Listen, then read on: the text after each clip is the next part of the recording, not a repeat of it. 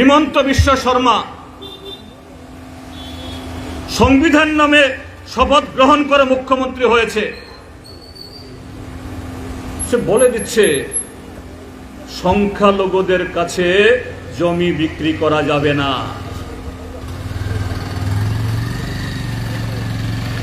নতুন করে কোনো মাদ্রাসা স্কুল খুলতে পারবে না। আমাদের সংবিধান কি তাকে এই ক্ষমতা দিয়েছে? সংবিধান তাকে এই অধিকার দেয়নি। ওই ৩৭০ কারণে ৩৭০ যদি পেত, এটাই হতো আইন, আমাদের ধর্মনিরপেক্ষ কাঠামো ভেঙে ফেলত, আমাদের সংবিধানকে তছনছ করে দিত।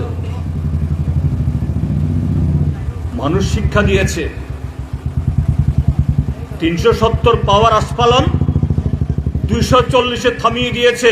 এই ২৪০ও হতো না যদি নির্বাচন কমিশন, ইডি, সিবিআই আর নির্বাচনী বন্ড করে লক্ষ লক্ষ কোটি টাকা যদি হাতিয়ে না নিতে পারত, এটাও হতো না।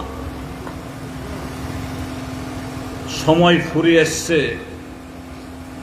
মানুষ যদি অত্যাচারী হয়, স্বৈরাচারীদেরকে একবার, দুবার, তিনবার মানুষ হয়তো কোনো রকমে সহ্য করে, বারবার করে না। বাংলাদেশের ঘটনা একটু বলতে হয়। বাংলাদেশের ঘটনা নিশ্চয়ই আমরা যে খুব খুশি তা না। আমি তো বলবো ব্যক্তিগতভাবে আমি খুশি না,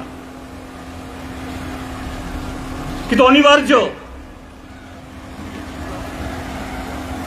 জাতির পিতা বঙ্গবন্ধু তার নেতৃত্বে বাংলাদেশ হয়েছে, আমাদেরও অবদান আছে। সে লড়াইয়ে এই ত্রিপুরাজ্য আমরা আমাদের জনসংখ্যার চেয়ে বেশি আমাদের স্বজনদেরকে আমরা স্থান দিয়েছি। সেখানে আওয়ামী লীগ দল, যদিও পার্টিগতভাবে আমাদের সেরকম কোনো বন্ধুত্ব বা সম্পর্ক না, কিন্তু আমরা মনে করি আমাদের ভারতবর্ষে শুধু আমরা কংগ্রেস বা কমিউনিস্ট না, আমরা ভারতীয় মাত্রই। আমরা বাংলাদেশে আওয়ামী লীগ দল, বঙ্গবন্ধুর দল যারা দেশ স্বাধীন করেছে, তাদের হাতে ক্ষমতা থাকলে আমরা নিরাপদ মনে করি। কিন্তু দুর্ভাগ্যের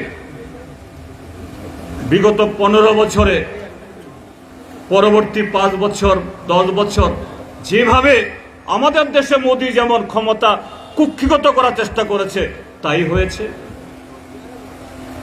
বিরোধীদেরকে গত ভোটে সব জেলে ঢুকিয়ে রেখেছে। ফল কি হলো? নির্বাচন ছাড়াই এখন গদি ত্যাগ করে দেশ ছাড়তে হচ্ছে। ভারতবর্ষের বিজেপিও এটা থেকে শিক্ষা নিক। আমাদের দেশেও যদি এইভাবে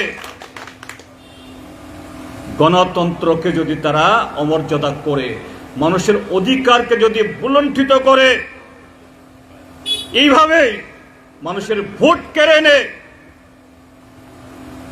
এবং সংবিধানকে অচল করে, এই দেশেও এই বিদ্রোহ হবে, অনিবার্য হবে।